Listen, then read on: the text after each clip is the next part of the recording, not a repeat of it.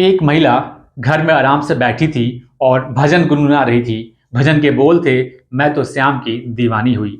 इसी तरह से वो सुबह से ही गा रही थी। अचानक उसके पति की घर में एंट्री हो जाती है। जैसे उसका पति घर में आता है, उस भजन को सुनता है। सुनने के बाद वो कहता है कि इस भजन को बंद कर दो, मत गुनगुनाओ। अब पति के बोलने के बाद पत्नी शांत हो जाती है, भजन गाना बंद कर देती है। पति कुछ देर तक घर में रहता है। इसके बाद किसी काम से वो बाहर चला जाता है। जब बाहर से लौट कर कुछ देर बाद वापस आता है तो उसकी पत्नी उसी भजन को फिर से गुनगुना रही थी, गा रही थी। पत्नी को कहता है कि जब मैंने तुम्हें एक बार मना कर दिया कि इस भजन को मत गुनगुनाओ, मत गाओ, तो तुम फिर दोबारा क्यों गा रही हो। हालांकि पत्नी फिर शांत हो जाती है। जब तक पति घर में रहता है तब तक उसकी पत्नी इस भजन को बिल्कुल भी नहीं गाती है, वो शांत रहती है। फिर दोपहर बीत जाता है। दोपहर बाद जब उसका पति फिर से वापस आता है तो देखता है कि उसकी पत्नी फिर से उसी भजन को गा रही थी। हालांकि जब जब पति और पत्नी का सामना हो रहा था तब तब उसकी पत्नी इसी भजन को गा रही थी कि मैं तो श्याम की दीवानी हुई। उसका पति कहता है कि शायद तुम मुझे चिढ़ाने के लिए ये भजन गा रही हो। उसको गुस्सा आ जाता है और गुस्सा आने के बाद वो सीधे अपने कमरे में जाता है और कमरे में जाने के बाद अपनी पिस्टल को निकालता है और निकालने के बाद गोलियां चलाना शुरू कर देता है। गोलियां चलती रहती हैं, लाशें गिरती रहती हैं। देखते ही देखते 3 लोगों की मौत हो जाती है और जो चौथी है, जो उसकी पत्नी है, वो जिंदगी और मौत की जंग हॉस्पिटल में लड़ रही होती है। जब ये घटनाक्रम लोगों के सामने आता है तो लोग सोचने पर मजबूर जाते हैं कि कोई इंसान एक भजन को सुनकर इतना ज्यादा गुस्सा हो जाएगा कि 3 कत्ल कर देगा।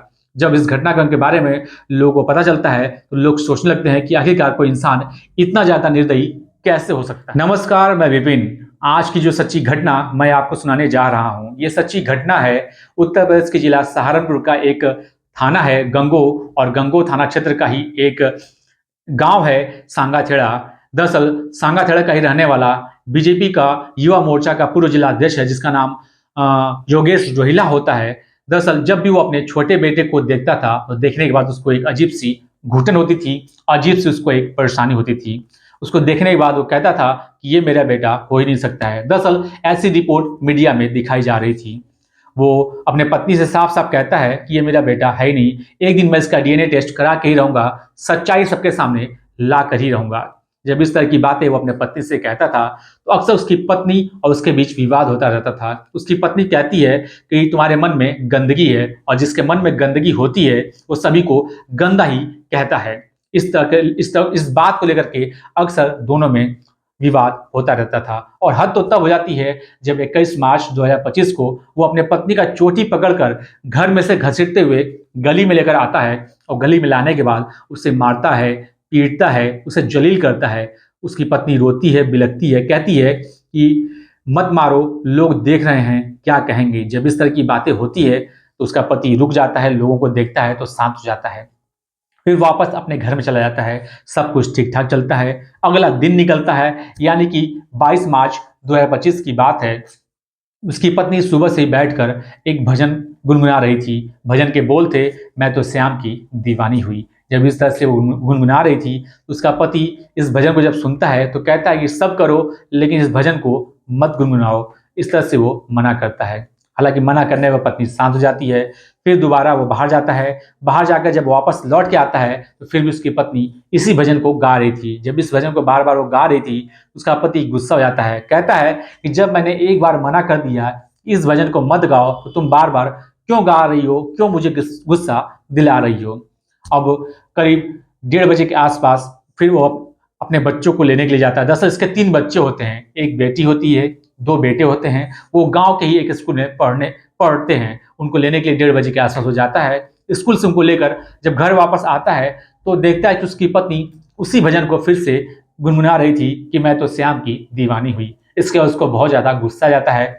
वो जाता है, मुख्य द्वार को बंद करता है और अपने 3 बच्चों और पत्नी को लेकर ऊपरी मंजिल वाले कमरे में जाता है। वह जाने के बाद गुस्सा करने लगता है, अपने छोटे बेटे को लेकर के तरह तरह की बातें करने लगता है। उसकी पत्नी कहती है कि ऐसी बातें आप क्यों कर रहे हैं। पति और पत्नी में फिर से विवाद होने लगता है। अब इसी बीच में उसका पति जाता है और जाने के बाद घर में रखी जो लाइसेंसी पिस्टल होती है उसको निकालता है, और निकालने के बाद अपने पत्नी के सामने लाकर खड़ा हो जाता है। कहता है कि आज मैं तुम्हें भी मार दूंगा और इन बच्चों को भी मार दूंगा, किसी को नहीं छोड़ने वाला हूं। जब इस तरह की बातें करता है तो उसकी पत्नी डर जाती है, वो घबरा जाती है। दरअसल इससे पहले आज तक कभी उसने अपने पति का ऐसा भयानक रूप नहीं देखा था। अब वो उसकी पत्नी उसके पैरों में गिर जाती है, गिड़गिड़ाने लगती है, रोने लगती है, कहती है कि मुझे माफ कर दीजिए, मैं दोबारा से ऐसा नहीं करूंगी, ये भजन नहीं गाऊंगी, मुझे माफ कर दीजिए। हालांकि इन बातों को सुनता नहीं है, क्योंकि उसके सर पर खून जो सवार था, वो सीधे अपने पत्नी के ऊपर पिस्टल दिखाता है और उसे गोली मार देता है। अब वो जो बंदूक से गोली निकलती है, उसके पत्नी के सर में गंभीर घाव करते हुए गोली बाहर निकल जाती है। उसकी पत्नी खून से लथपथ होकर जहां बैठी थी वहीं जमीन पे बेहोश होकर गिर जाती है।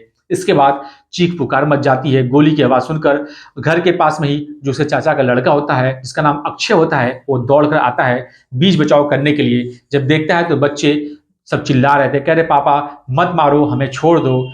जब बीच बचाव करने के लिए वो अक्षय जाता है, हालांकि उसको भी मौका नहीं मिलता है, उसे भी वो एक कमरे में बंद कर देता है। इसके बाद वो सीधे अपने बड़ी वाली बेटी, जिसका नाम श्रद्धा होता है, जिसकी उम्र लगभग 11 साल के आसपास होती है, उसको फिर गोली मारता है। जैसे उसको गोली मारता है, गोली लगने के बाद वो जमीन पर गिर जाती है। इसके बाद खिड़की का शीशा तोड़ता है और तोड़ने के बाद अपने बड़ी वाली बेटी, जिसकी उम्र लगभग 11 साल की होती है, उसको खिड़की से उठाकर छत से बाहर उसको गली में फेंक देता है। इसके बाद अपने 6 साल का जो उसका बेटा होता है, जिसका नाम देवांश होता है, फिर उसको गोली मारता है। जैसे उसको गोली लगती है, वो भी जमीन पर गिर जाता है, उसको भी उठाकर खिड़की से वो बाहर गली में फेंक देता है। जैसे उसको फेंकता है, इसके बाद अपने सबसे छोटे वाले बेटे शिवांश को भी गोली मारता है और गोली मारने के बाद उसको यूं ही फेंक देता है। फेंकने के बाद वो सीढ़ियों से उतर कर फिर नीचे जाता है और नीचे जाने के बाद फिर नजदीकी पुलिस स्टेशन पर फोन मिलाता है। फोन मिलाने के बाद थानेदार जो होता है वो फोन उठाता है, उससे कहता है कि मैं अपने पत्नी और बच्चों को मैंने गोली मार दी है, आप जल्दी से यहाँ पर आ जाओ, अगर जल्दी नहीं आओगे तो मैं अपने खुद को गोली मार दूंगा। अब जैसे थानेदार इस तरह की बात सुनता है, वो थोड़ा सा घबरा जाता है और गांव के लोगों से संपर्क करता है। गांव के लोगों को बोलता है कि जल्दी से आप लोग वहां पहुंच जाओ। गांव के लोग जैसे उसके दरवाजे पर पहुंचते हैं, वो गांव के लोगों की तरफ भी पिस्टल दिखाकर उनको डराता है, कहता है कि खबरदार अगर आगे बढ़े तो मैं तुम लोगों को भी गोली मार दूंगा। अब गांव के लोग जो थे वो डर जाते हैं, डर कर बाहर निकल जाते हैं, गली में भीड़ लग जाती है। इसके बाद वो फिर दूसरा फोन करता है, दूसरा फोन वो सीओ को करता है। सीओ को भी फोन करके कहता है कि मैंने अपने पत्नी और बच्चों को गोली मार दी है, आप जल्दी से यहाँ आ जाइए, नहीं तो मैं खुद को भी गोली मार दूंगा। कुछ देर बाद फिर जिले के वो कप्तान को यानी कि एसपी को फोन करता है और फोन करके भी उनसे भी यही बातें कहता है। हालांकि अब मौके पर जिले के एसपी हो, सीओ हो, थानेदार हो, तमाम फोर्स हो या आसपास के जो लोग हैं, सभी के सभी लोग मौके पर पहुंच जाते हैं। अब इस घटनाक्रम के बारे में जहां जहां तक लोगों को पता चलता है, सभी लोग इस घटनाक्रम के बारे में जानने में जुट जाते हैं। पूरे इलाके में सनसनी फैल जाती है। दरअसल बीजेपी के एक नेता ने जो अपने पत्नी और बच्चों को गोली जो मारी थी। इसके बाद ये खबर सोशल मीडिया पर बहुत तेजी के साथ वायरल होने लगती है। जहां जहां तक लोगों के पास ये खबर पहुंचती है, सभी लोग इस बारे में जानने में जुट जाते हैं। अब पुलिस मौके पर पहुंचती है, अब तीनों बच्चों को और उसके पत्नी को उठाती है और हॉस्पिटल लेके जाती है। जब हॉस्पिटल पहुंचते हैं तो पता चलता है कि जो बड़ी वाली बेटी होती है, जिसका नाम श्रद्धा होता है, उसकी तो मौके पर ही मौत हो चुकी थी। साथ ही दो बेटे जो उसके होते हैं, वो इलाज के दौरान उनकी मौत हो जाती है। फिलहाल जो उसकी पत्नी है, जिसका नाम नेहा होता है, वो अपने जिंदगी और मौत की जंग हॉस्पिटल में लड़ रही है। दरअसल पुलिस ने जब इस बीजेपी नेता के बारे में जानने की कोशिश की तो पता चलता है कि योगेश की 2007 में एक सहारनपुर की अभेटा जिले की रहने वाली रेखा नाम की लड़की से शादी होती है, जो एक शिक्षा मित्र होती है। शादी होने के बाद इसकी जिंदगी ठीक ठाक चल रही थी। दरअसल योगेश जो था, इसकी 5 बहनें होती हैं, ये अकेला भाई होता है। इसके माँ बाप सभी होते हैं। एक दिन इसके बहन की शादी थी। शादी धूमधाम से हो रही थी और शादी के बीच में ही किसी बात को लेकर के बेटे और बाप में विवाद हो जाता है। विवाद कुछ ज्यादा ही बढ़ जाता है। शादी कुछ दिन बाद यानी कि 21 नवंबर 2007 को अचानक ही घर के लोगों की तबीयत खराब हो जाती है। उस दौरान उसकी पत्नी अपने मायके गई हुई थी, जो रेखा थी। जब तबीयत खराब हो जाती है घर के लोगों की, यानी कि जो इसकी बहनें थी, तो उनको इलाज के लिए अस्पताल लेके जाया जाता है। जब अस्पताल जाते हैं तो 5 लोगों की मौत हो जाती है। अब 5 लोगों की मौत होना अपने आप में एक बहुत बड़ी बात होती है। इसके बाद इसकी सूचना पुलिस को नहीं दी जाती है और घर के लोग और आसपास के रिश्तेदार मिलकर एक ही चिता बनाते हैं और एक ही चिता में पांचों लोगों का अंतिम संस्कार करने की कोशिश कर रहे थे। तभी किसी ने पुलिस को इसकी सूचना दे दी। मौके पर पुलिस आती है, अंतिम संस्कार को रोकने की कोशिश करती है, चिता को रोकने की कोशिश करती है, लेकिन योगेश और गांव के कुछ साथियों के साथ इसका विरोध करता है, उन्हें रोकने नहीं देता है। जब पुलिस और ज्यादा दबाव बनाती है तो योगेश अपने गांव के अन्य लोगों के साथ मिलकर पथराव कर देता है पुलिस के ऊपर। हालांकि पुलिस गांव के कुल 38 लोगों पे एफआईआर दर्ज की थी, लेकिन पुलिस को इस बात का शक था कि योगेश ने ही अपने घर वालों को जहर देकर उन्हें मारा है। हालांकि इसका कोई सबूत नहीं मिल पाया था, लेकिन 38 लोग मिलकर पुलिस पर जो पथराव किए थे, ये मामला आज भी विचाराधीन है।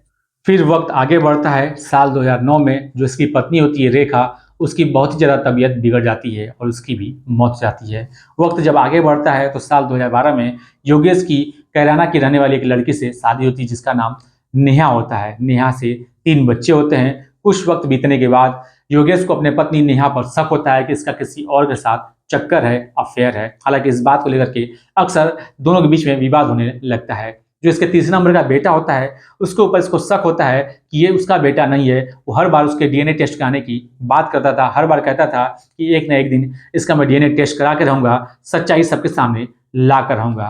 हालांकि जब पुलिस इसको गिरफ्तार करती है, गिरफ्तार करने के बाद पूछताछ करती है तो बताता है कि मुझे अपने पत्नी के ऊपर शक था कि उसका किसी और के साथ अफेयर है, इसीलिए उसने उसका और बच्चों का कत्ल कर दिया था। हालांकि जो खबरें प्रकाशित हो रही हैं मीडिया में कि भजन को लेकर के बीजेपी नेता योगेश रोहिला गुस्सा गया था, इसी वजह से अपने पत्नी का कत्ल कर दिया था, इस बात को लेकर के जब पुलिस उससे पूछताछ करती है तो ये तथ्य निकल के सामने ये आता है। हालांकि इस चीज को लेकर के पुलिस ने इस तथ्य को लेकर के एक पोस्ट भी साझा किया है जो कि आप स्क्रीन पे देख पा रहे होंगे।